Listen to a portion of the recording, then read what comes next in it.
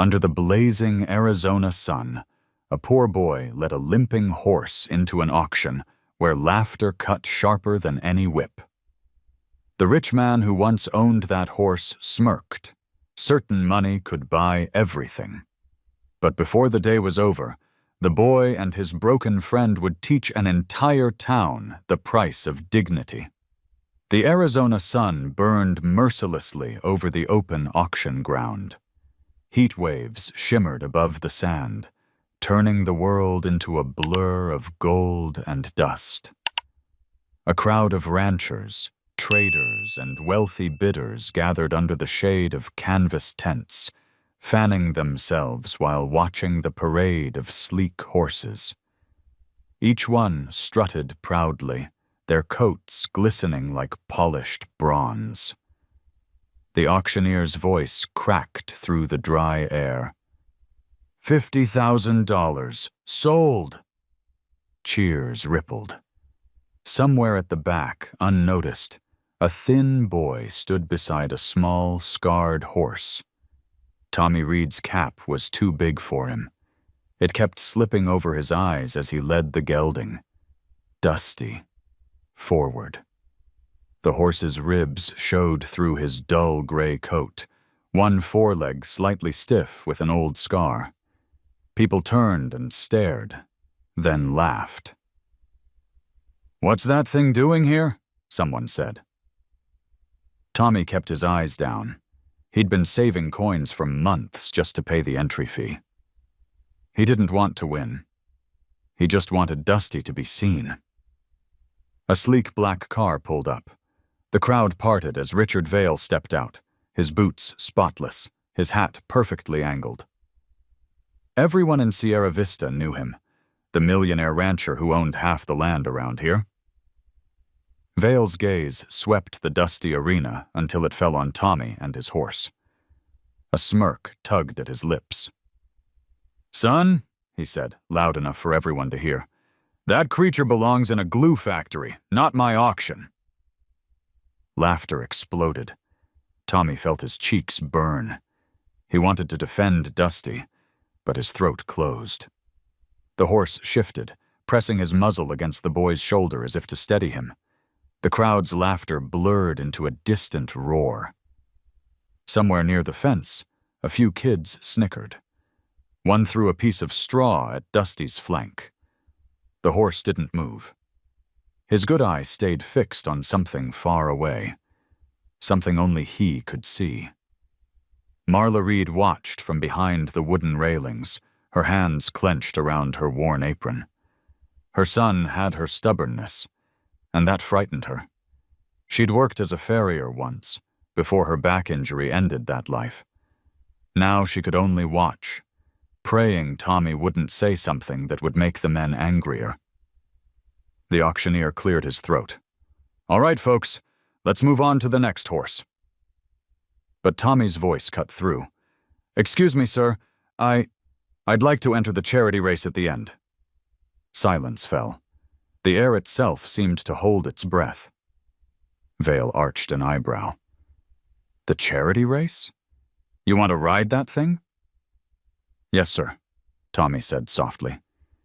"He deserves one more run." For a moment, nobody laughed. Then Vail threw his head back. "Altio, right, boy. I like a good joke. Tell you what, if that bag of bones of yours crosses the finish line before mine, I'll buy him back from you for 10 times what he's worth." The crowd roared again, half amused, half thrilled by the arrogance of it all. Tommy just nodded. "Deal." When the laughter died down, Vail leaned closer, his voice low but sharp. "You'll learn, boy. Out here, everything and everyone has a price. Remember that." He turned, walking away, the dust swirling behind his boots like smoke. Tommy stood still, his pulse hammering in his chest. He could feel every eye on him, every whisper of pity or mockery. Then he looked at Dusty. The horse's head hung low, but his ears flicked toward the boy's voice. Tommy reached up and touched the scarred neck. "Don't listen to them," he murmured. "We just have to run once more, that's all." The horse snorted softly, and for the briefest second, the dull gray of his coat caught the light, like the ghost of silver trying to break through. The boy smiled faintly. Maybe that was enough for now. As the crowd moved on, Marla approached, her steps slow. "Tommy," she whispered, "you don't have to do this." He met her eyes. "I'm not doing it for them, Mom." He looked back toward the track, where the afternoon light turned the dust into drifting gold. "I'm doing it for him." Far across the lot, Richard Vale glanced back over his shoulder, amused. He muttered to his assistant, "That horse won't make it past the first corner." But when he turned away, he missed the small thing that happened next. Dusty lifted his head for the first time, ears pricked forward, and exhaled hard into the hot wind, like he'd just remembered what running felt like. The sun began to sink lower, staining the sky the color of fire. The day ended the way it had begun. Dust, laughter, and the faint scent of hope hiding beneath it all. The night settled over Sierra Vista like a worn blanket, stitched with crickets and the faint whistle of desert wind. The auction grounds were quiet now. Only the echo of laughter lingered, drifting through the wooden fences. Tommy walked beside Dusty toward the small shack he and his mother called home. The horse limped slightly, his injured leg leaving uneven prints in the sand. Tommy kept one hand on his neck, his other gripping the rope loosely, as if afraid that letting go might mean losing him forever. Their home was no more than a single-room shed near the edge of the dry creek. A dim lamp glowed through a cracked window. Inside, Marla Reed sat by the table sorting through a handful of coins, the week's pay from shoeing horses at a nearby ranch. Her back ached, and every movement drew a soft groan she tried to hide. When Tommy entered, her face brightened, then quickly fell as she saw the exhaustion in her son's eyes. "You didn't have to stay that long," she said. "I wanted to see what they'd pay for the stallion Vale brought in," he replied, placing his hat on the hook. "He went for $50,000. Marla tried to smile. "That's more than this house, the land, and our luck put together." Tommy shrugged. "Dusty's worth more than all of it." She sighed. "Honey, love doesn't buy hay." But the moment she said it, her voice cracked. The boy didn't argue. He just went outside, into the cooling desert air, where the stars hung low and wide. Dusty stood in the moonlight, his shadow stretched thin across the dirt. Tommy ran his hand along the horse's neck. "They laughed at you today," he whispered. "But you didn't flinch. You just stood there. You're braver than they'll ever be."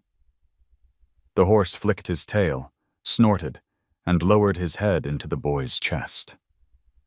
Tommy closed his eyes, letting the warmth of that trust seep in. Later, when Marla came to the doorway, she found her son curled up beside the horse, asleep in the dust. She hesitated, then draped an old blanket over him. Her heart twisted with pride and fear, pride because she saw in Tommy the same quiet fire she once had. Fear because she knew how easily the world could snuff it out. At dawn, the first rays of sun spilled across the desert floor. Tommy awoke to the sound of hooves, someone riding fast. He scrambled up, spotting a rider cutting through the morning haze. It was Jake Nolan, a ranch hand from Vale's property. He slowed near the fence, his expression unreadable. "The boss says you got guts, kid," Jake said. "But guts don't win races. Money does." He tossed something into the dirt. It was a broken horseshoe, twisted and useless. He says you'll need luck more than that nag's got legs. Tommy picked up the shoe, brushing off the dust. Luck's for people who quit, he said quietly. The man gave a short laugh and rode off, leaving only the trail of hooves echoing through the still air. Inside, Marla packed a small tin of oats. If you're serious about this race, she said, not looking at him, you'll need to train. But don't do it to prove that man wrong. Do it for something worth believing in. Tommy tied the oats to the saddle and nodded. I already am. He spent the rest of the day near the dry riverbed, coaxing Dusty into slow jogs. The horse stumbled often, his front leg shaking each time. Easy, boy, Tommy murmured. We'll start small. He had no stopwatch, no fancy gear, just patience and the echo of his father's old saying, you don't fix a horse by forcing it. You fix it by letting it remember who it was. As the afternoon burned gold, Dusty began to respond. Step by step, his rhythm steadied. The limp became less pronounced. Tommy learned to read every twitch of muscle, every flick of the ear. He didn't demand speed. He searched for harmony. Each stride felt like a quiet conversation between boy and horse. One learning courage, the other forgiveness. When evening came, Marla brought him water and sat nearby, her back against a post. The air shimmered with orange light. You think people can change, Tommy? She asked. He looked up from brushing Dusty's mane. Maybe not, but I think horses can remind them how. She smiled faintly. Then maybe there's hope for us too. The wind picked up, carrying the smell of rain from far away. Tommy glanced toward the horizon, where the mountains turned violet under the sinking sun. He's getting stronger, he said. Strong enough to beat Vale? She asked softly. Tommy didn't answer. He just looked at Dusty, who was pawing gently at the dirt, and said, strong enough to try. That night, the rain finally came, soft, fleeting, like mercy. Drops pattered against the tin roof as Tommy sat by the window, watching Dusty stand beneath the downpour. The horse lifted his face to the sky, letting the water wash the dust from his coat. For the first time, the gray shimmered faintly, like the color of hope trying to return. Tommy whispered to the darkness, We'll make them see you, Dusty. One way or another. Outside, lightning flashed across the plains, splitting the horizon in white fire. The boy's reflection glowed for a heartbeat in the glass, eyes bright with belief, mouth set in quiet resolve. And far across town, Richard Vale stood on his veranda, swirling a glass of bourbon, staring toward the same storm. That boy, he muttered to himself, doesn't know when to quit. Then, with a smirk, he added, Good. It'll make his fall all the more satisfying. The thunder rolled away, leaving only the steady sound of rain, and somewhere between them, boy, horse, and storm, something unseen began to stir. Morning sun steamed off the puddles the storm had left behind, turning the auction yard into a mirror of broken sky. By noon, the mirrors were gone, and the dust returned, as if the rain had only dreamed itself into this place. Word spread faster than the wind. The millionaire had taunted the boy, and the boy hadn't flinched. Men drifted back to the rails with coffee in paper cups. Women shaded their eyes with wide-brim hats. Kids scrambled up the bleachers for a better look. Even the auctioneer, who'd vowed to keep things strictly business, couldn't resist the heat of a spectacle. Richard Vale arrived late, the way men who own the clock often do. He stepped from the black car with a smile polished to a shine. Ladies and gentlemen, he called, Before we resume, a moment of entertainment." His voice rolled across the arena like a radio announcer selling a dream. "This afternoon's charity race, tradition in Sierra Vista, will be enhanced." Laughter. "A young man believes his horse can outrun mine. I believe in supporting local courage, so I'll match every donation dollar for dollar if he dares ride." Tommy stood inside the gate, Dusty's rope in his hand, heart thudding so hard he thought the crowd could hear it. He'd planned to disappear, to train quietly by the creek until race day. Now there was no quiet left. He felt Marla's hand at his shoulder. Her grip was steadier than her voice. "We can walk away, baby." Vale's assistant, a narrow man with a clipboard and a cologne that smelled expensive enough to insure, approached with a smile too white for the desert. "Simple paperwork." He flipped the top sheet. "Liability waiver, veterinary consent, helmet requirement. Safety first." He leaned in, dropping his voice. "Smart to have health insurance, too. Ambulances aren't cheap." The words carried the cool threat of a personal injury attorney ad.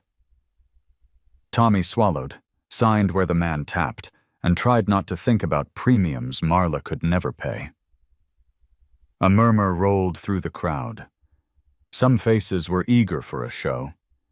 Some held a softness Tommy chose not to meet, because tenderness can crack resolve faster than cruelty. Vale tilted his hat.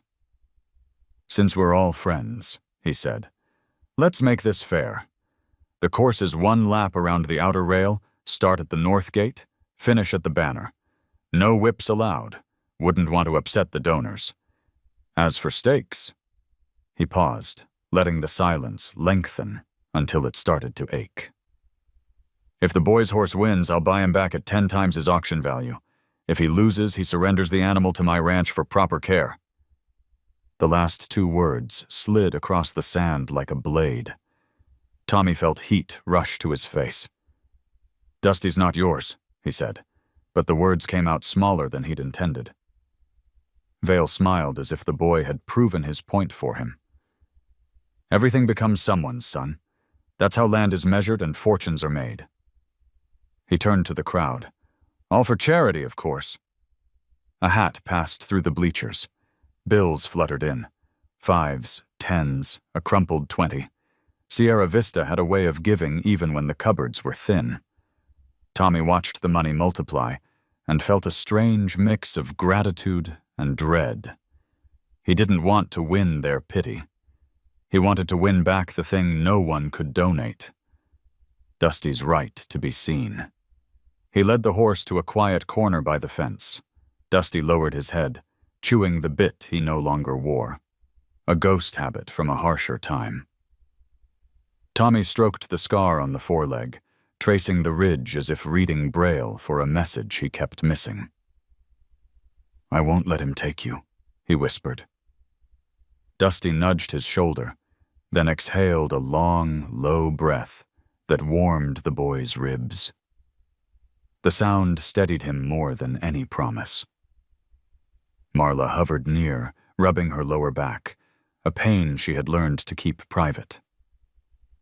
"I talked to Pastor Ellis," she said, eyes on the dirt. "He thinks we can raise enough for hay with the church pantry, maybe even help with the..." She stopped, caught between pride and need. "The mortgage is a month late again." She laughed softly, a brittle sound. "Another letter from the bank. Colored paper like it's a carnival." Tommy nodded, ashamed and stubborn at once. "I'll find more work," he said. "I can shoe at Rubens after school, maybe stack feed at the co-op." He didn't say the part about the credit card they'd used for the last vet visit, or the car insurance payment that kept the old truck legal by sheer will. Grown-up words were trying to crowd a boy's mouth, and he hated how they tasted. The auctioneer clapped his hands for attention. "Vet check!" A woman in a khaki vest approached with a stethoscope and a gentle touch. She palpated Dusty's leg, checked his eye, listened to his lungs. "Scar tissue's old," she said. "Gait's uneven but serviceable. If you ride smart and slow, he'll be fine." She looked at Tommy a beat longer. "You know what smart means, right?" "Don't let pride do the steering," he answered. Her smile reached her eyes. "Good. Then you know more than most." Vale mounted his stallion, a black arc of muscle and shine. The animal danced under him, restless, teeth flashing white when the bit caught the light. The crowd leaned forward as if gravity had shifted toward the gate. Tommy slid his helmet on. Marla tightened the chin strap, hands trembling just once. "If something happens, if you fall, promise you'll roll away."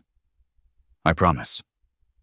"And if nothing happens," she added, voice steadier, "promise you'll still be my boy." "That part stays," he said, and the words settled inside him like a lodestar. They trotted to the north gate for a trial start. Not the race, just a test, the auctioneer said, to ensure things were orderly and dignified. Tommy saw Vale's mouth twitch at the second word. Dusty's ears flicked between the crowd and the track, catching 100 noises and choosing none.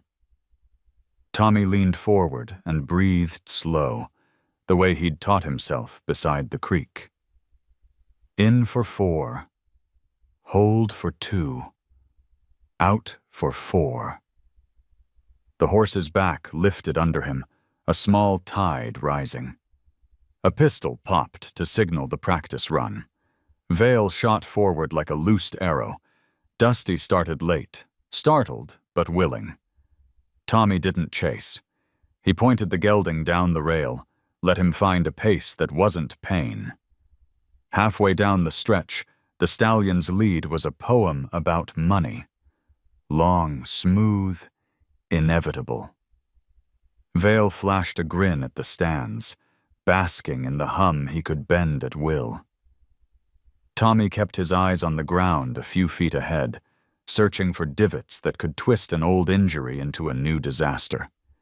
They eased up before the finish, just as planned.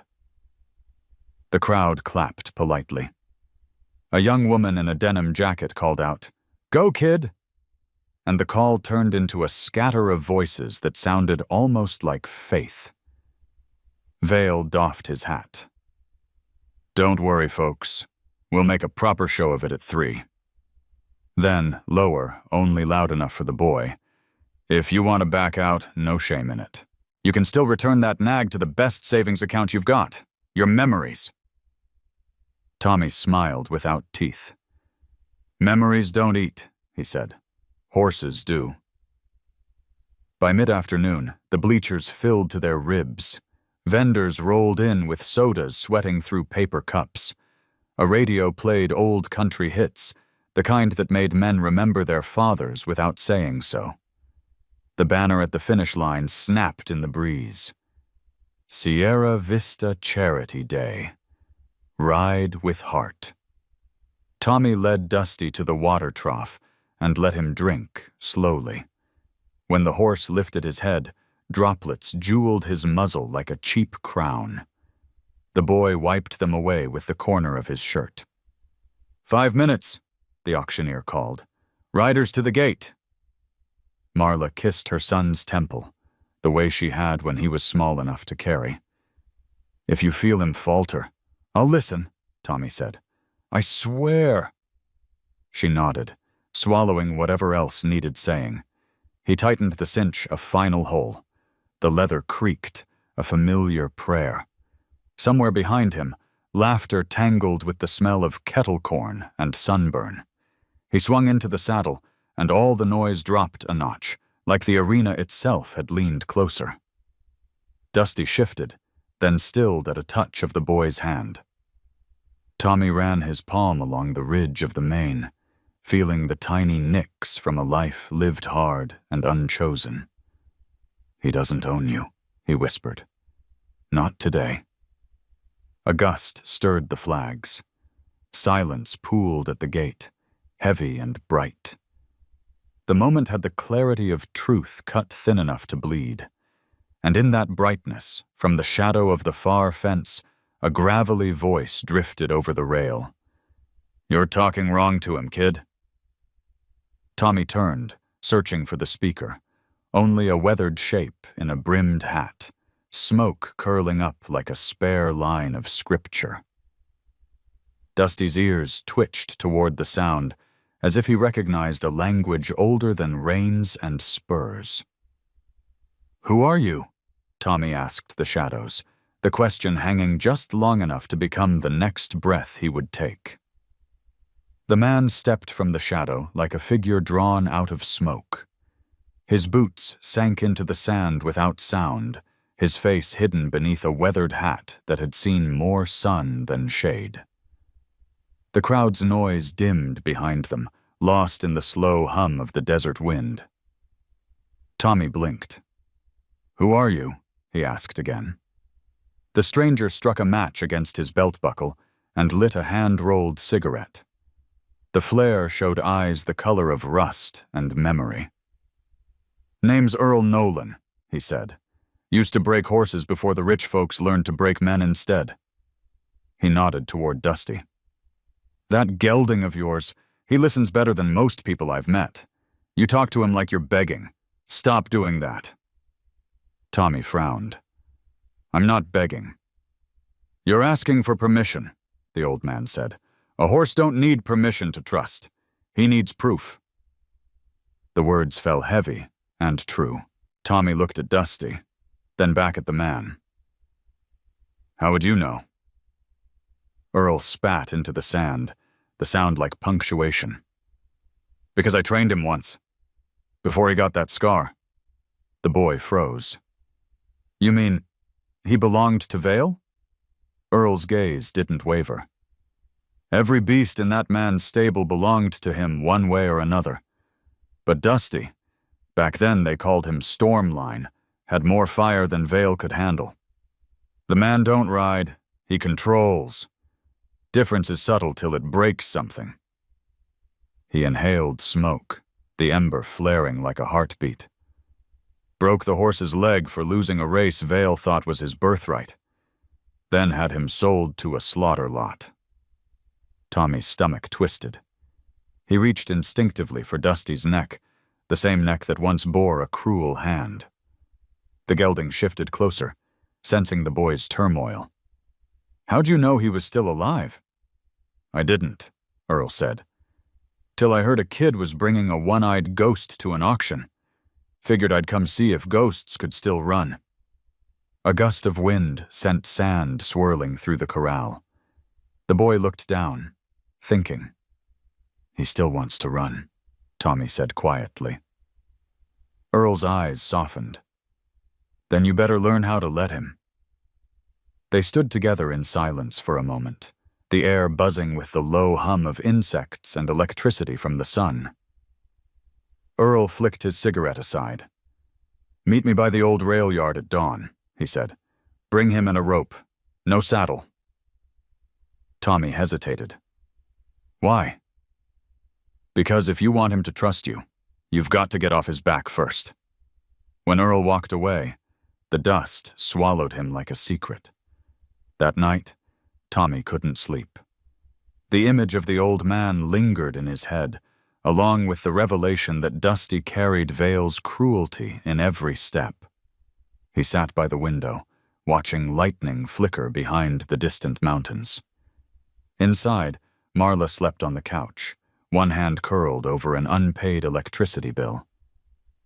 Tommy whispered, "I'll fix it, Mom. I'll fix everything." He didn't know how, but saying it aloud made the promise real. At dawn, he led Dusty to the rail yard. The place was half collapsed, old timber creaking under the weight of silence. Earl waited, perched on a fence post, a tin mug of coffee steaming in his hand. "Thought you might sleep in," he said. "Couldn't." "Good. Tired boys listen better." Earl dropped lightly to the ground and looped a rope into a loose circle. "First lesson? Stop thinking about winning." Winning makes your body lie. Horses know when you lie. Tommy nodded, unsure. Earl stepped close to Dusty, who flinched at the smell of smoke. The old man froze, hands open. "Still remembers," he murmured. "Don't blame him. Pain's got a long memory." He took a slow breath, then walked around the horse in a wide arc, eyes never leaving his flank. "See the ears? Pointed at me but not back. That's conversation, not fear." Tommy watched, absorbing every movement. "He listens to you." Earl chuckled. "No, I listen to him. Always start there." They worked for hours under a pale sun. Earl showed him how to mirror the horse's rhythm. Walk when Dusty walked, stop when Dusty stopped. Every time the boy rushed, Dusty stiffened. Every time he matched the horse's breath, Dusty's shoulders dropped. It was like learning a song with no words. By noon, sweat darkened Tommy's shirt, and the horse's sides were streaked with salt. Earl poured water from a canteen, handing it to the boy. "He ain't broken," he said. "Just forgot what freedom feels like." Tommy nodded, wiping his mouth. "So did I, maybe." Earl's smile was thin and real. "Then you two might just heal each other." They took a break under the shadow of an old freight car. Earl dug out a small metal tin, revealing a photo inside. A younger man with the same eyes, standing beside a horse that looked like Dusty before the scars. "That was me and him," Earl said, "before Vale thought money could buy silence." Tommy studied the image, his throat tight. "He remembers you." Earl looked away, voice rough. "Maybe. Or maybe he just remembers what it felt like to be seen." When the afternoon wind rose, Earl stood. "Tomorrow, we start teaching him balance. He'll stumble, maybe fall. You too. But remember, never use your heels or the rope to force him forward. You breathe, he moves." Tommy smiled, tired but glowing. "I'll be here." "I know." Earl placed a hand on Dusty's neck, then on the boy's shoulder. "One more thing. Vale's not just racing you, son. He's racing what he did to that horse.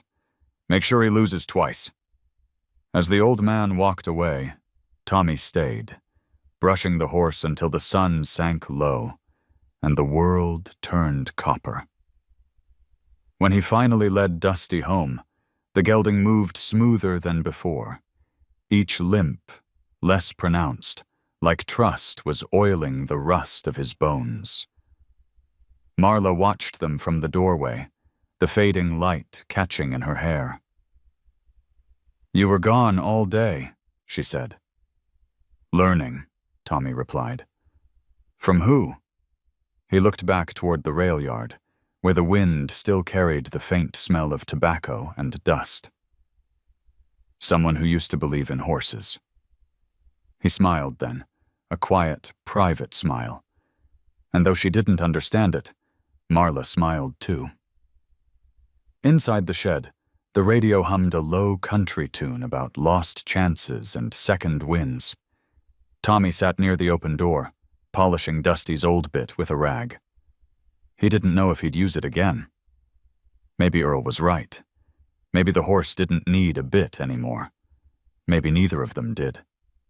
Far off, Vale's ranch lights glimmered against the horizon like a challenge waiting to be answered. The boy whispered to the dark, "Tomorrow, we start running." And in the corral, Dusty lifted his head at the sound, ears pricked toward the coming dawn. The next morning dawned, clean and white over Sierra Vista, the kind of light that erases the scars of the night before. Tommy led Dusty down to the dry riverbed, rope loose in his hand, while the wind pushed fine red sand across their path.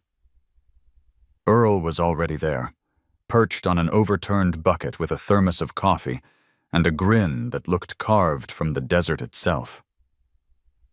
"You came back," he said. "I said I would," Tommy replied. "Most folks don't keep promises they make before sunrise." The boy smiled faintly, tightening Dusty's halter.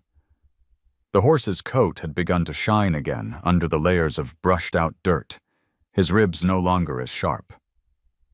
The limp was still there, but softer now, like a memory being forgotten. Earl tossed the empty cup aside. "All right, kid. Let's see what you two remember." The morning filled with rhythm, the crunch of hooves, the boy's steady breathing, the low whistle Earl used to cue the turns. Dusty moved uncertainly at first, dragging his leg through the loose sand. But Tommy didn't push. He listened, breathing in time, letting the horse find his own balance. Every few steps, he murmured something. A word, a hum, sometimes just the horse's name. Dusty's ears flicked toward him each time, and slowly, the distance between command and understanding began to close. By mid-morning, the air shimmered with heat. Tommy removed his shirt and wrapped it around Dusty's neck, protecting the scar from the sun. Earl nodded approvingly. "You're learning," he said. "It ain't about showing power. It's about showing respect." The boy grinned. "That's what my mom says about people." "She sounds smarter than most cowboys I know." They kept training until the sun climbed high. Dust rose around them, thick enough to paint the light amber. Tommy's legs ached, and his throat burned from thirst, but when he looked at Dusty, head lifted, stride steady, he forgot the pain. Each time the horse stumbled, he corrected himself faster. Each fall turned into something stronger. "Again," Earl called. "But this time, drop the rope." Tommy hesitated. "He'll run off." "No," the old man said. "He'll run free. There's a difference." Tommy loosened his grip and let the rope slide to the ground. For a moment, Dusty froze. Then he trotted forward on his own, circling wide before returning to the boy's side. Earl laughed, a sound rough as gravel but filled with pride. "See? He don't need your hand to remember who he is." The boy wiped sweat from his face. "So that's how you trained him before Vale?" Earl's eyes went distant. "Yeah, till Vale decided the whip was faster than patience." Silence hung between them. The desert wind carried the faint buzz of cicadas, endless and ancient. Tommy knelt and touched Dusty's hoof, whispering something so soft Earl couldn't catch it. When he stood again, there was a steadiness in his posture the old man hadn't seen before. As the afternoon waned, Marla arrived with a jug of lemonade and a folded newspaper. "You two have been out here all day," she said, setting the jug on a rock. "You'll cook alive." She wiped Dusty's muzzle with a damp cloth, motherly but gentle. Her gaze caught the headline, "Local Millionaire sponsors charity race to support youth programs." A photo beneath showed Vale shaking hands with the mayor, his smile a politician's kind of kindness. Marla snorted softly. "He's turning your race into publicity." Earl took the paper, squinting at it. "He's always known how to turn cruelty into tax deduction." Tommy frowned. "Doesn't matter. We're still running." Marla looked at her son, the sunburnt face, the blisters on his palms, and sighed. "I wish your father could see you now." Tommy's throat tightened. "He'd tell me to fix the fence before dinner." Earl chuckled. "Then fix it fast, boy. We've got work tomorrow."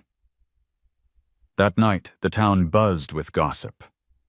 At the diner, old ranchers argued over whether Vale would crush the boy or if that kid with the busted horse might pull off a miracle. At the gas station, a clerk pinned a flyer on the bulletin board. Charity race, Saturday 3 p.m.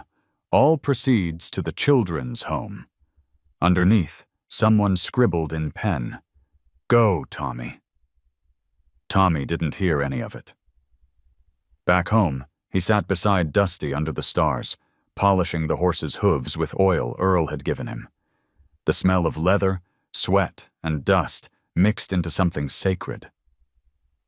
"We're getting better," he said softly. "You're starting to look like you used to." The horse shifted, lowering his head until his muzzle brushed the boy's hair. The gesture was so tender, it almost hurt. Across the yard, the faint glow of Marla's old laptop flickered through the window as she searched for ways to refinance their tiny house. On the screen, ads popped up: mortgage relief program, debt consolidation loan, auto insurance quotes. She sighed, clicking past them all. In the doorway, she could hear her son humming to the horse, and for the first time in years, she let herself believe they might outrun despair. Over the next few days, Tommy's world became a rhythm of sunrise and sweat. He ran beside Dusty through the canyons, over shallow creeks, and across the open plains until their shadows stretched into one. Earl watched from the fence, a silent sentinel. Sometimes he gave advice. Sometimes he said nothing at all.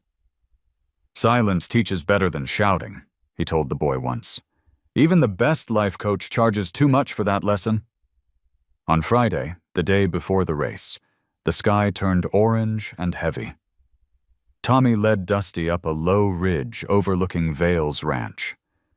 Below them sprawled acres of perfection: green fields, white fences, and horses worth more than their entire town. Dusty snorted, uneasy.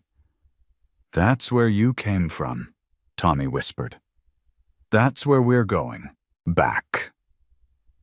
He took a deep breath, tasting iron and dust. "Tomorrow, you don't have to win, boy. You just have to run the way you were meant to." As they turned back toward home, lightning flashed far to the west. Earl's voice echoed in Tommy's memory. "Don't use your heels or your hands, just your breath." He repeated it like a prayer all the way down the hill. By the time they reached the corral, the stars had come out, and Marla was waiting with 2 sandwiches and a tired smile. "One more day," she said. "One more," Tommy agreed, stroking Dusty's neck. The horse leaned into the touch, eyes half closed. When they went inside, Earl was already sitting at the table, hat in his lap. "Hope you two are ready," he said. "Tomorrow's not just a race, it's a reckoning." Tommy met his gaze. "For who?" Earl smiled without mirth. "For everyone who forgot that money don't measure worth." Outside, the wind rose again, scattering dust into the air. In the dim moonlight, Dusty stood alone by the fence, mane rippling like smoke. He pawed the earth once, steady, deliberate, and the sound carried through the night like a promise kept. By the time Friday turned to dusk, Sierra Vista glowed in the hush before a storm. The sun had bled out into the horizon, leaving streaks of rust and violet across the desert. Tommy sat outside the barn, sharpening Dusty's old horseshoe with a file that sang softly against the metal. The world around him was quiet. Too quiet. Even the cicadas seemed to be holding their breath. Inside, Dusty shifted in his stall, restless. His coat shimmered with a faint sheen, a sign of both health and worry. Tommy walked in, brushing straw from the horse's back. "Tomorrow's our day, boy," he whispered. "We don't need to prove anything. We just need to show up." Earl appeared in the doorway, a dark shape framed by the dying light. "You say that now," he said, "but when the crowd starts hollering, You'll feel their eyes on your back. Don't let it twist your gut." Tommy smiled. "I'll remember." Earl nodded and leaned against the wall. "Remember this too. Horses pick up what you carry inside. Fear, pride, anger. They'll feel it before you do. Walk in calm, he'll walk in calm. Walk in scared, he'll fall." Tommy nodded again. Though his heart was already pounding, he tried to laugh. "Guess that means I shouldn't eat anything spicy tonight." Earl chuckled, the sound dry and warm. "You'll do fine, kid." The old man turned serious, his eyes softening. "There's something I should tell you before tomorrow." He reached into his pocket and unfolded a torn photograph. It showed a younger Earl, standing beside a proud, gleaming stallion, dusty before the scars.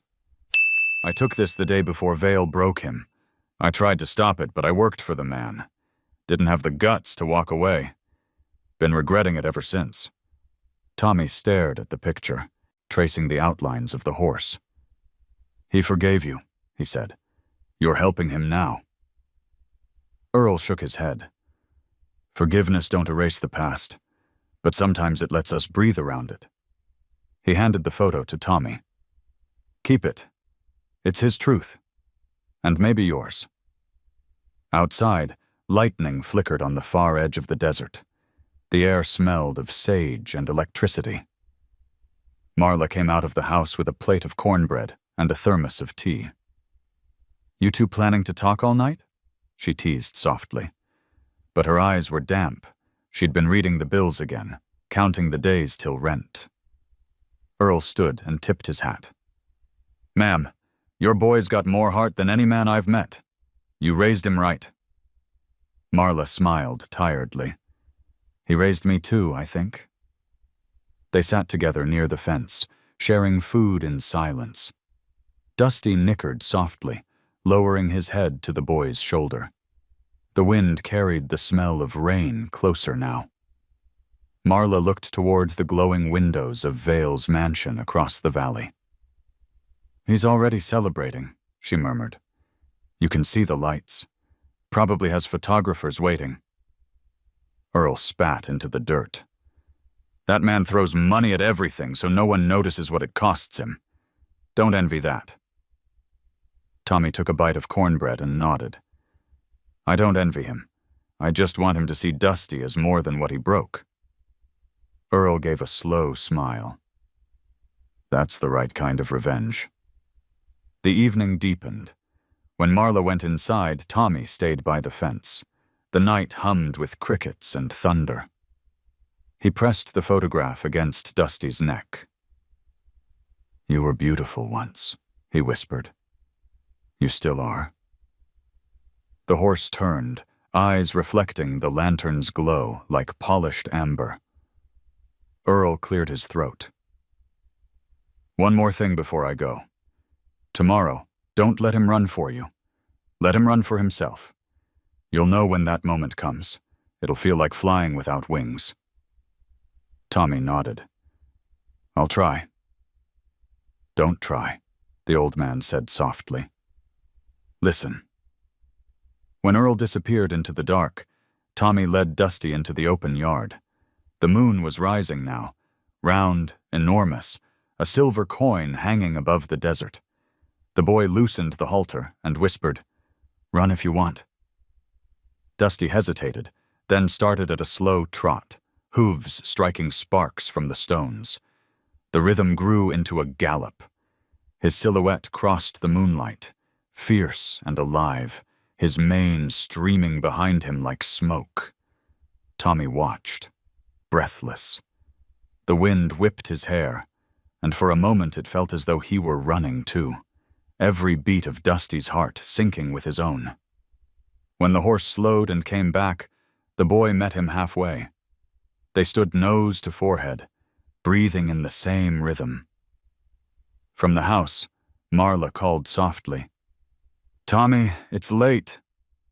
"Coming, Mom," he said, but he didn't move right away. He rested a hand on Dusty's neck. Tomorrow, no fear. Just faith, he said, turned toward the house, the lantern light outlining his thin frame, and for a second the boy looked older than his years. Inside, he found his mother sitting by the window, an envelope in her lap. "It's from the state," she said quietly. "They're offering to buy out the land for a highway project. It could clear our debts." Tommy's heart jumped. "You mean sell the farm?" She nodded, eyes on the floor. "If you lose tomorrow, maybe we should. Maybe it's time." He knelt beside her, taking her hand. "Let me run first. Let us run." Marla met his gaze and saw something unbreakable in it, the same light she'd seen in his father once. She nodded. "Then run." Later, long after she'd gone to bed, Tommy lay awake listening to the storm gather beyond the hills. The roof creaked, thunder rolled, and rain began to fall again. Each drop hit the tin roof like a heartbeat. He reached under his pillow and pulled out Earl's photo, the edges soft with age. "Tomorrow," he whispered, "we bring him home." Outside, Dusty stamped his hoof once and whinnied low, as if answering. And far away, in his mansion of glass and gold, Richard Vale stood by his window, swirling a drink and watching the storm. His reflection wavered in the glass, older and harder.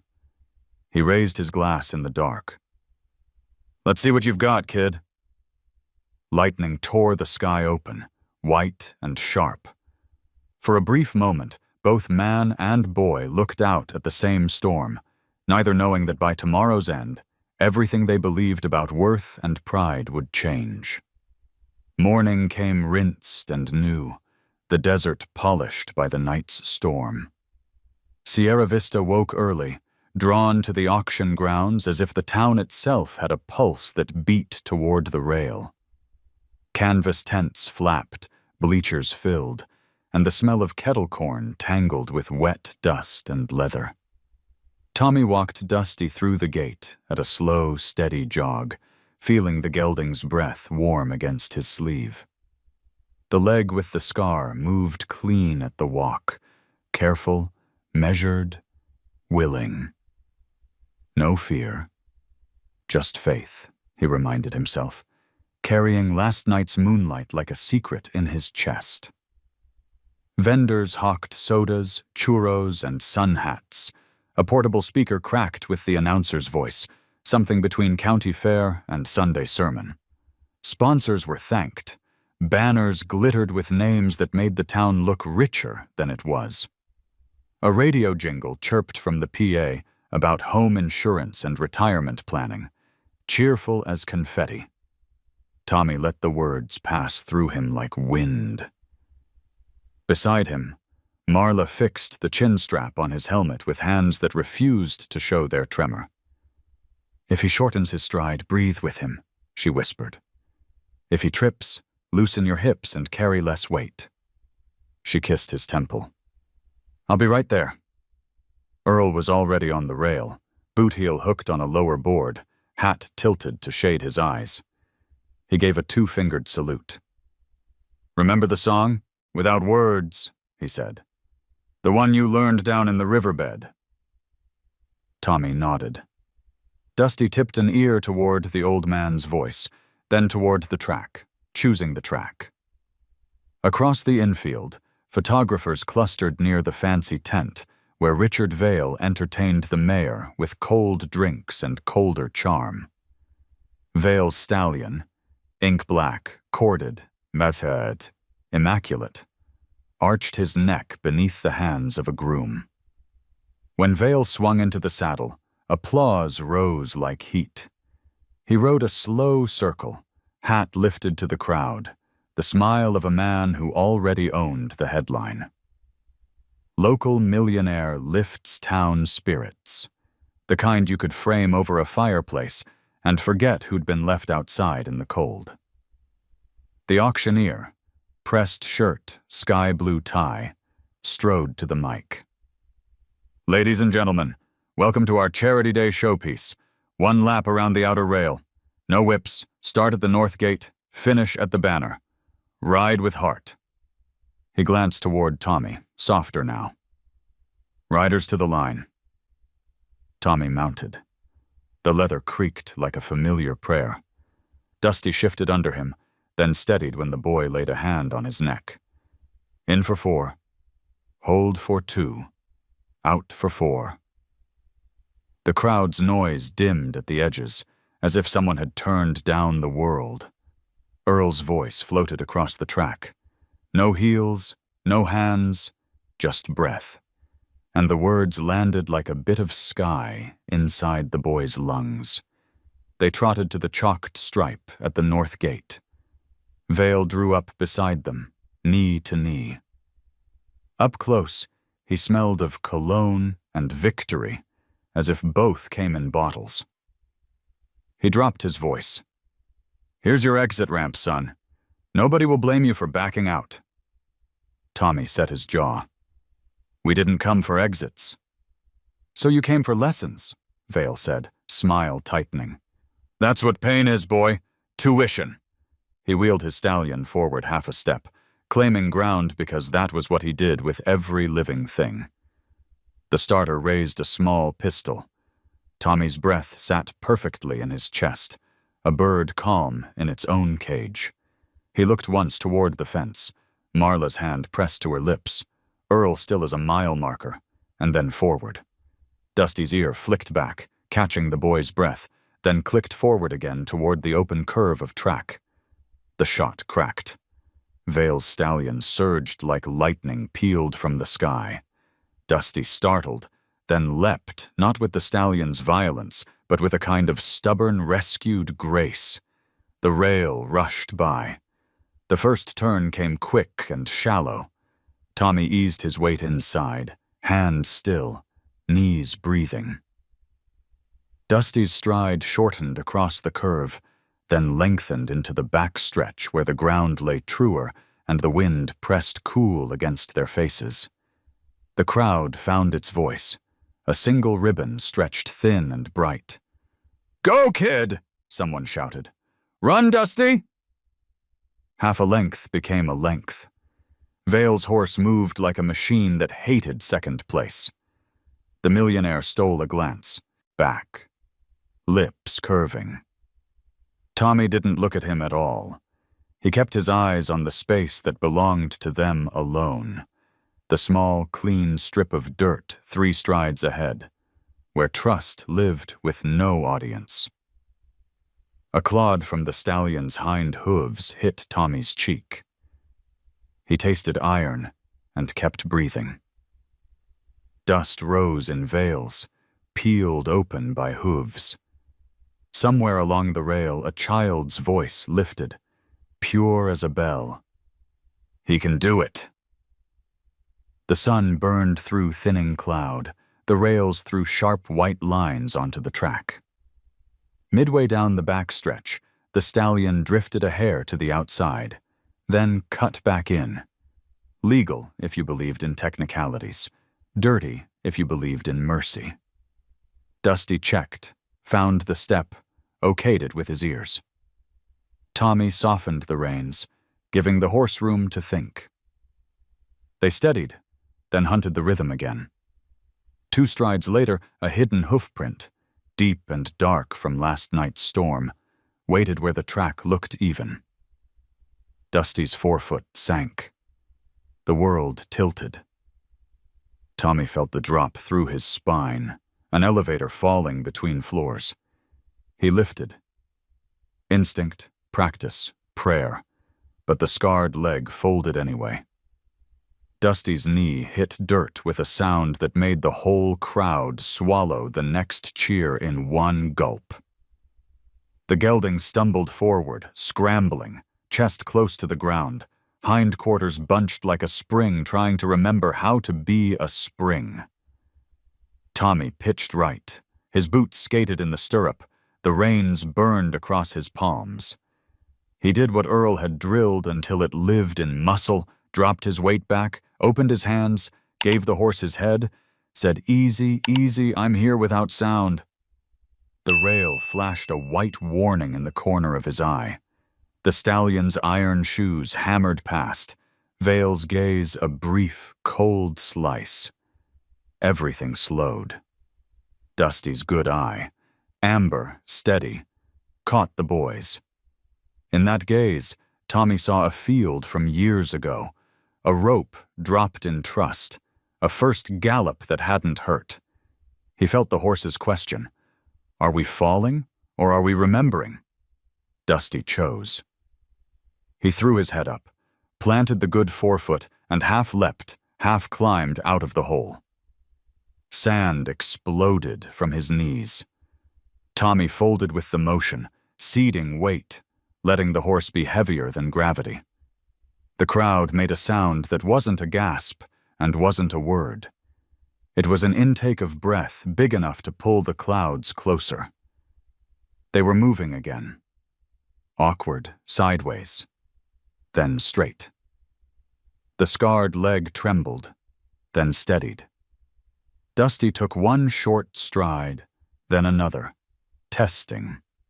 Tommy let tears blur the world for a heartbeat, blinked them into the wind, and breathed the count that had brought them through mornings and moonlight. In for 4.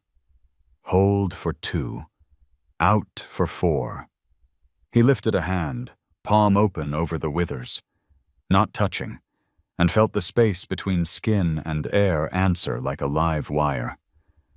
Silence spread down the rail the way shade spreads under a cloud. People stood without knowing they had. Hats lifted. Lips parted. Somewhere a phone jingle about the best credit card for cash back died under a hand. The announcer didn't speak. Even Vale, far ahead now, felt it. The way a man in a sealed room knows when the weather has changed. He looked back, a tiny glance that said, "Why aren't they cheering me?" Because something else mattered more. Tommy leaned lower, not to make Dusty faster, but to make himself smaller. "Only if you want," he whispered, mouth close to the horse's mane. "Only if it doesn't hurt." The gelding flicked an ear, then stretched his neck, asking for rain, asking for room. The scarred leg found a smoother piece of earth and laid a braver print. They hit the last turn 20 lengths down. It didn't feel like failure.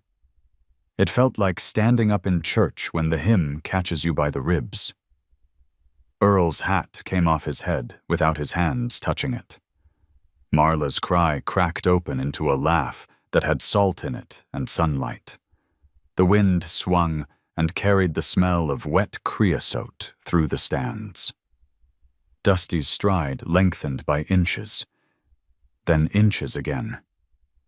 Each step said, yes. Each breath said, still yes. The banner at the far end of the world snapped once, a white mouth waiting. Tommy didn't lift the reins or kick or pray out loud. He offered his breath and his trust and the space of one boy's small body not trying to own anything. He felt the horse grow taller under him, not stronger exactly, but truer. And that was when the crowd finally lost its language. They didn't cheer or clap.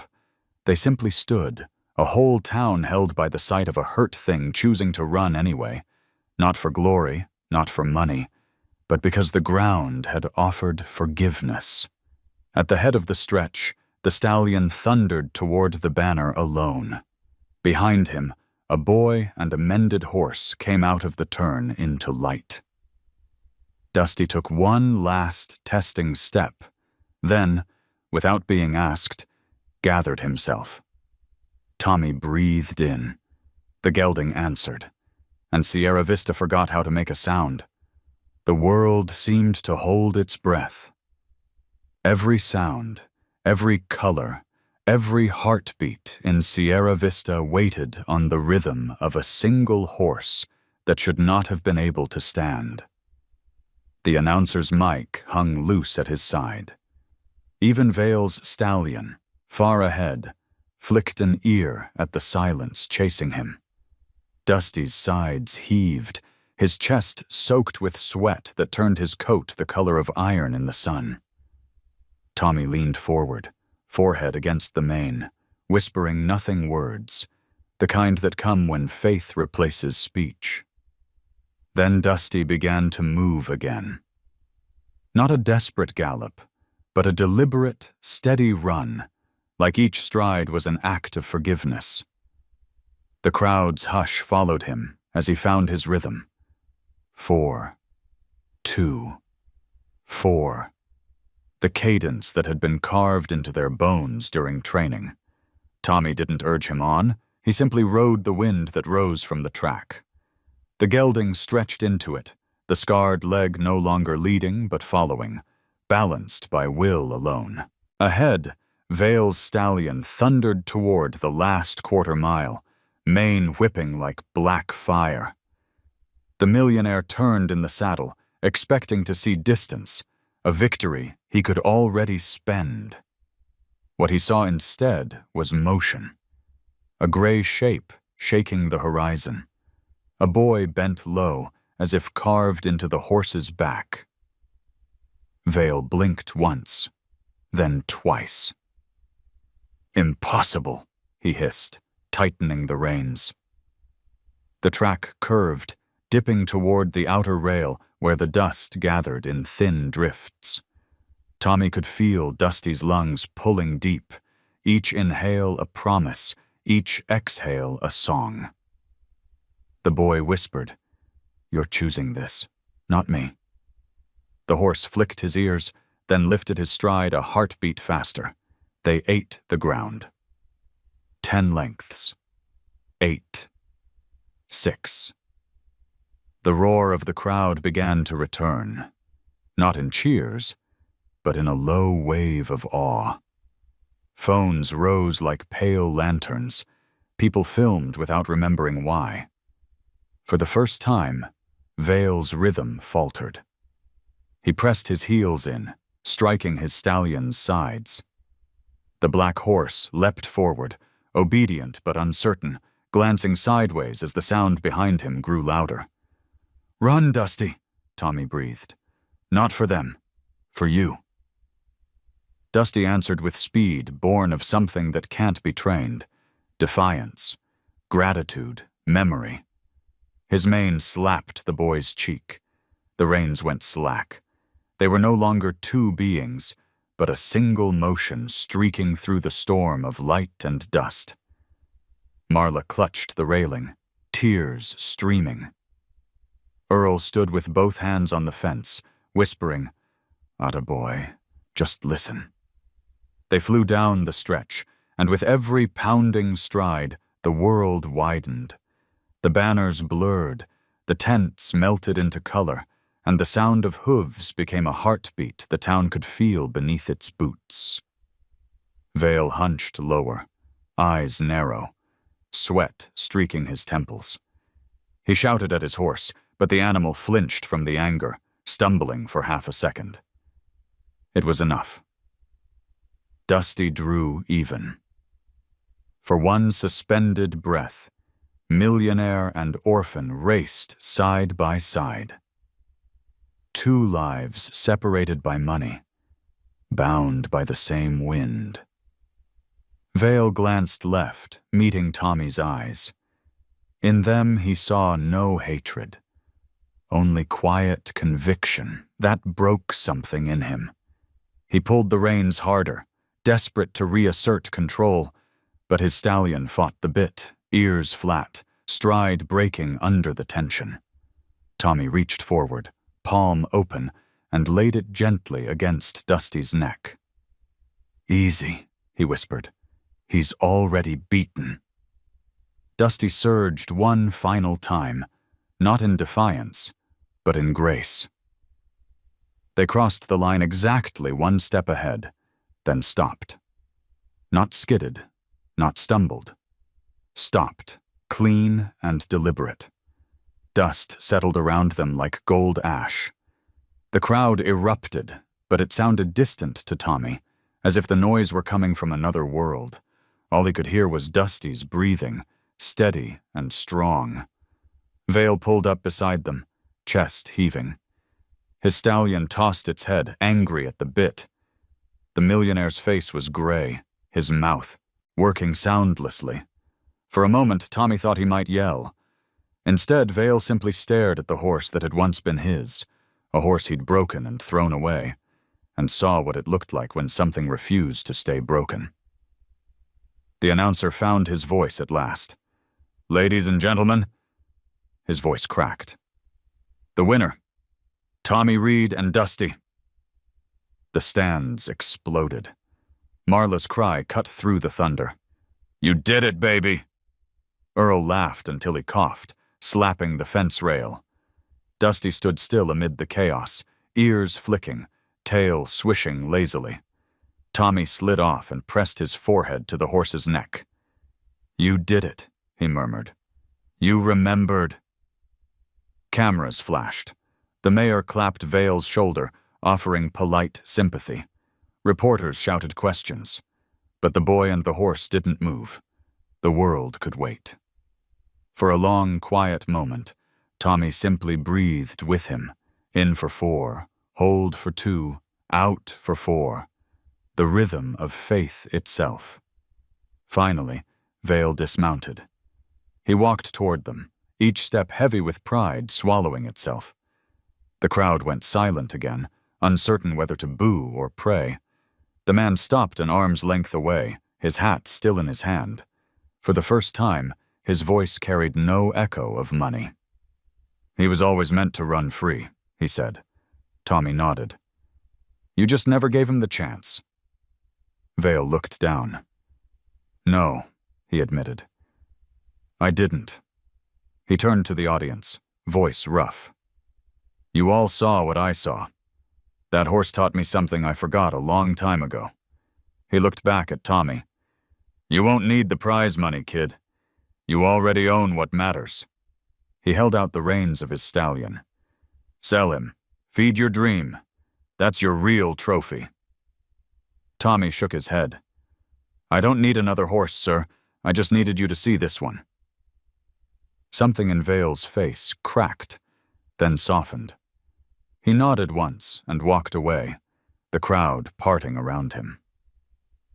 Earl joined Tommy, eyes glinting like water in old rock. "Told you it'd feel like flying," he said. Tommy smiled. "It did. And now? Now it feels like coming home." Dusty turned his head toward the cheering crowd, ears twitching at the sound. The setting sun caught in his mane, turning it molten. For a heartbeat, time folded. The past, the pain, the promise. And the horse that no one believed in became the symbol of everything the town forgot. Dignity, faith, and the courage to keep running when there's no guarantee of finish lines. As they walked a victory lap, petals and dust mixed in the air.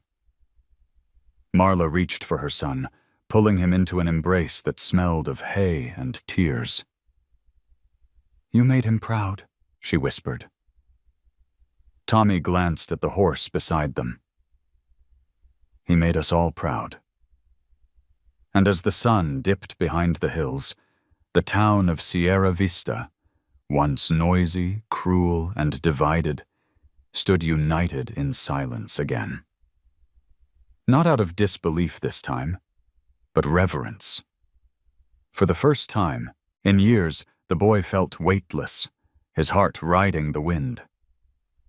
Dusty lifted his head toward the reddening sky, and for both of them, Faith had finally learned how to run. The sun hung low, turning the world to bronze. Dusty's mane glowed in the afterlight, his breath still steaming from the run.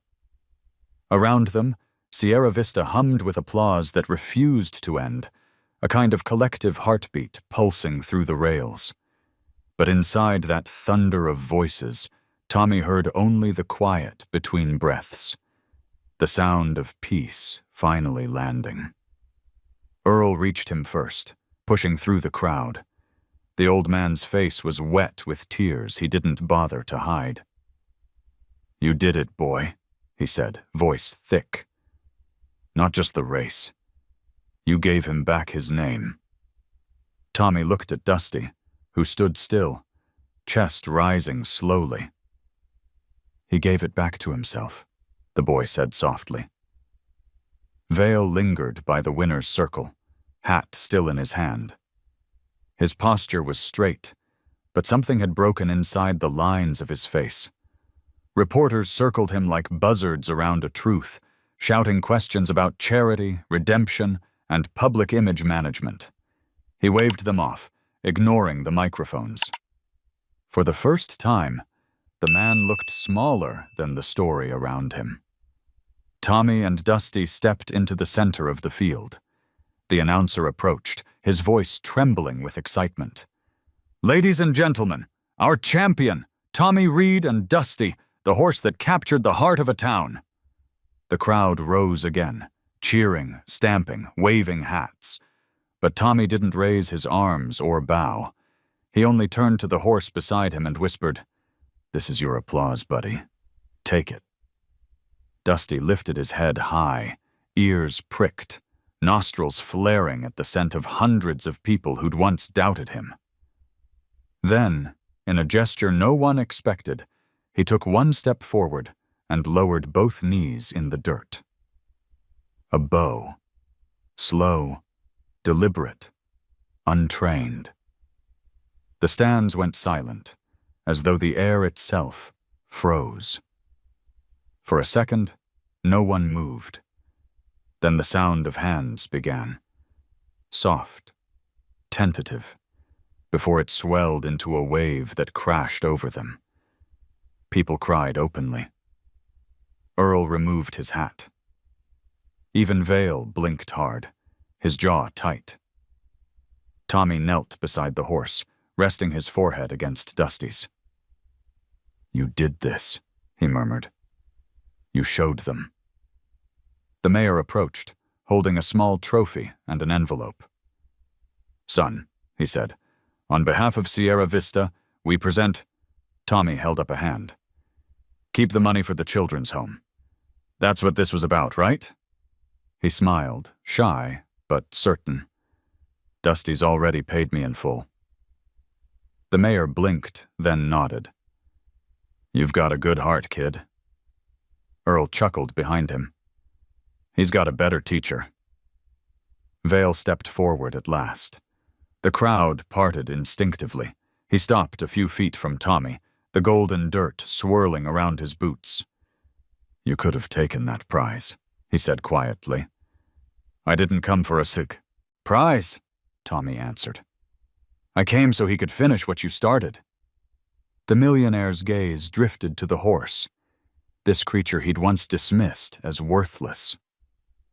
Dusty's eye met his, calm and steady. Vale swallowed, then reached into his pocket and pulled out something small, a brass nameplate, dulled by age. "I kept this," he said, holding it out. "Stormline. It used to hang on his stall door." Tommy hesitated, then took it. The metal was warm from the man's hand. "Thank you," he said simply. Vale nodded, his voice lower now. "No, thank you. You reminded me that everything I thought I owned was borrowed." He looked toward the crowd, toward the children pressing against the rails. "Maybe it's time I gave some of it back." A ripple of applause rose again, softer this time, more human. Earl put an arm around Tommy's shoulders. "Come on, champ. Let's take him home." As they walked toward the gate, a reporter caught up with them, notebook in hand. "Tommy, one question. What's next for you and Dusty? Are you planning sponsorships, maybe a horse training business? You could be on TV." The boy smiled politely. "We're planning breakfast," he said, "and maybe a nap." Laughter rolled through the crowd. The tension broke. The boy led Dusty through the archway where the golden light softened into evening. Behind them, Vale stood alone in the ring. He looked down at the dirt and saw two sets of prints, one of wealth, one of grace, crossing paths before vanishing together. Outside the arena, Marla waited, her apron still dusty from the morning chores. When she saw them, she ran forward, tears streaking her face. "You did it!" she cried, hugging Tommy so tightly he could barely breathe.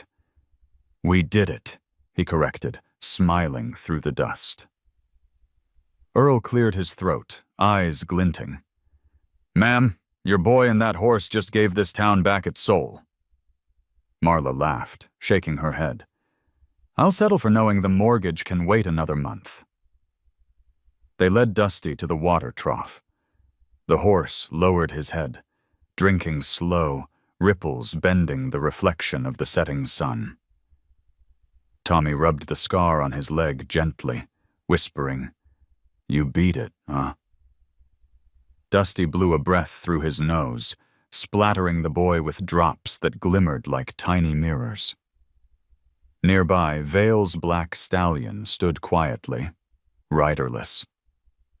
For a moment, Dusty looked toward him, not with rivalry, but with recognition.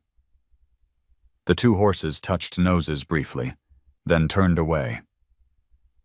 Earl leaned on the fence, voice low. "Funny thing about pride. It keeps you from bowing until life knocks you to your knees. That horse did both, and look what it gave him back." The sky shifted from gold to rose. Tommy slipped the brass plate into his pocket. "Stormline," he whispered. "Dusty suits you better now.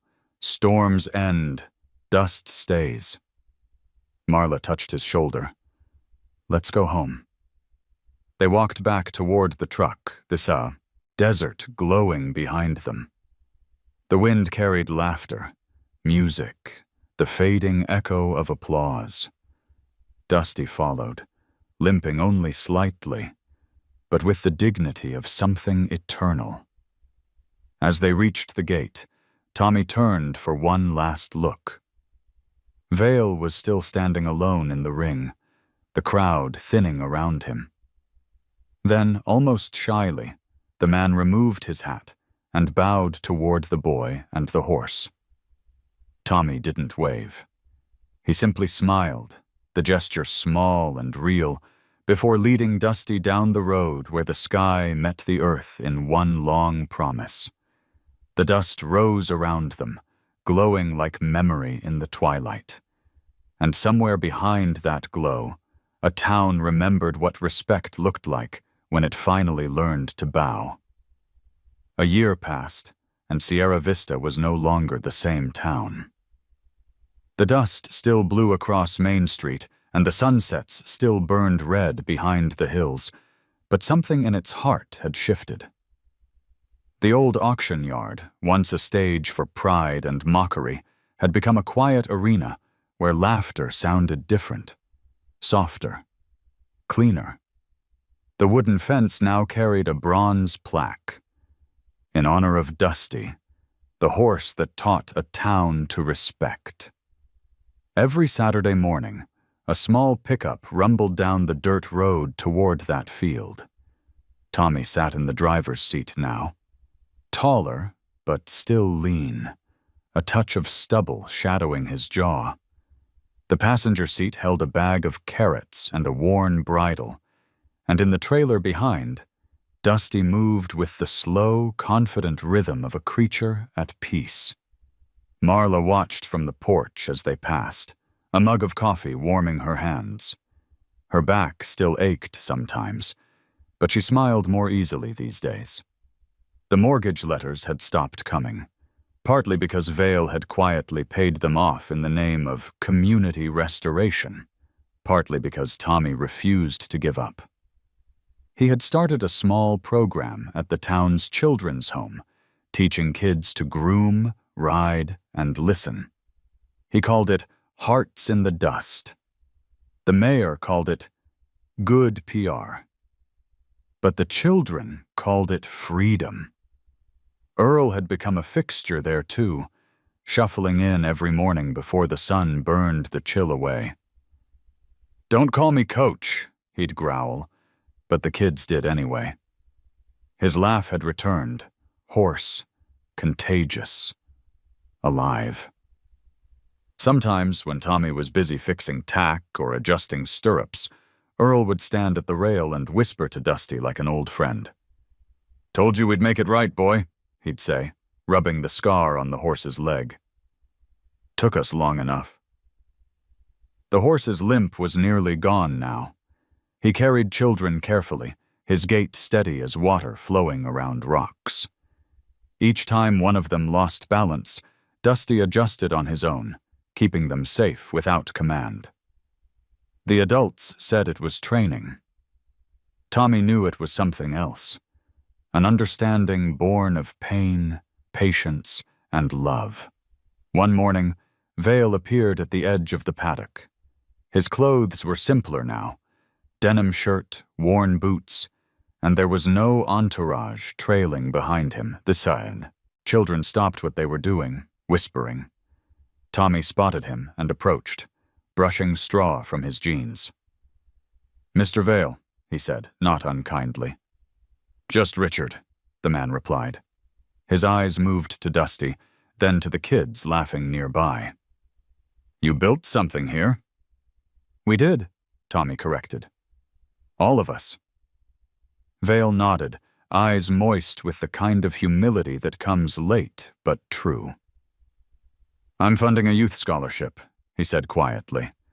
"Equine therapy, community work, whatever you think helps kids like these find their voice.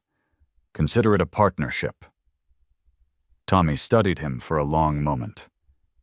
"As long as it's about them, not headlines." Vale smiled faintly. "I've had enough headlines to last a lifetime." They shook hands.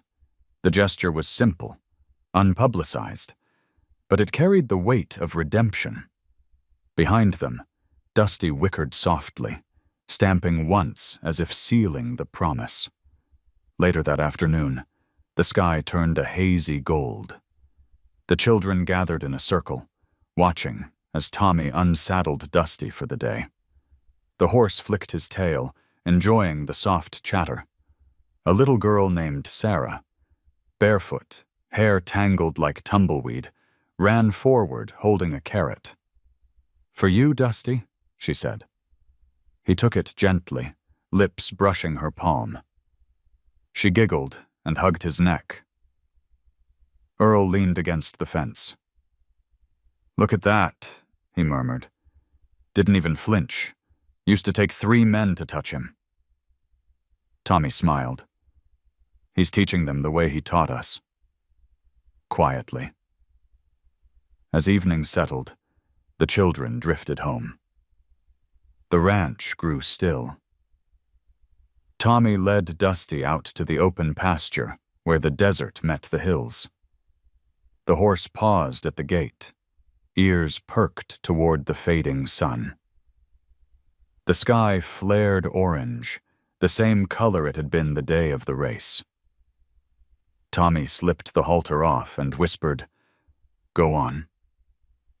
For a moment, Dusty stood motionless. Then he trotted forward, the gait smooth, almost young again. The wind caught his mane, tossing it like smoke. He circled once, twice, then galloped up the ridge.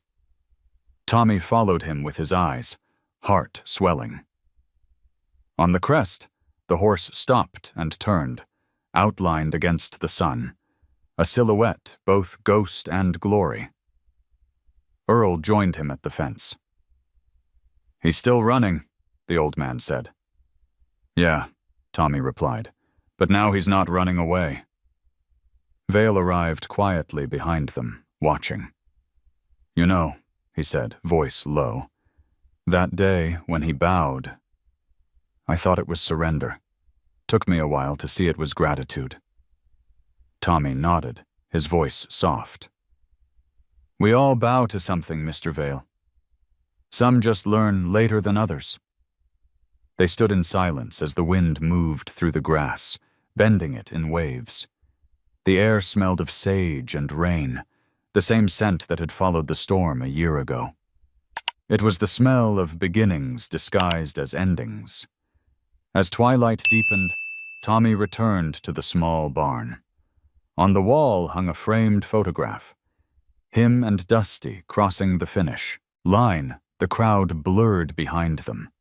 Below it, carved into a wooden plaque, were the words, "Respect isn't given, it's earned. One step, one scar, one heart at a time." Marla entered, carrying 2 cups of tea. "You've made him proud," she said, handing one to her son. Tommy smiled, looking at the horse grazing outside. "He made me better." The crickets started their nightly hymn, filling the quiet. Tommy set the cup down and walked out into the field. Dusty lifted his head as he approached. The boy pressed his forehead to the horse's cheek, breathing the old rhythm. In for 4, hold for 2, out for 4. The gelding breathed with him, a sound soft as forgiveness. Overhead, stars began to appear, bright, endless, patient. The desert exhaled. And in that perfect stillness, the boy and the horse stood together, not as survivor and savior, but as equals. 2 souls that had carried each other out of darkness. The wind shifted again, rustling through the grass, whispering through the rails of the empty arena. Somewhere in that sound, Sierra Vista remembered. A horse had once bowed here. A boy had once believed. And a town had learned to stand. If this story touched your heart, tell me what part stayed with you most. Drop a simple comment, even just a heart, to let me know you were here. Don't forget to like and subscribe, because the next story might be the one that brings you to tears again, in the best way possible.